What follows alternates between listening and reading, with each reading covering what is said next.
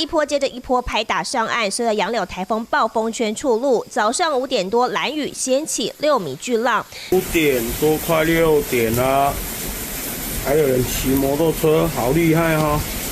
民众直击兰屿的强风豪雨，而清晨5点多，气象署也发布台风强风警告，兰屿绿岛将掀起12级平均风或14级致灾强阵风。目前我们兰屿、渔人、海边风浪还蛮大的。从当地国小老师颜子乔拍摄的画面还可以看到，从5点多兰屿就出现狂风暴雨，由于已经天亮，还可以明显看得出风雨是横着扫，而且风声也相当的大，跟上次的小犬台风带来的17级阵风相比，民众说当时是晚上看不到外面，那这次杨柳早上暴风圈就触陆，从白天看杨柳视觉更震撼。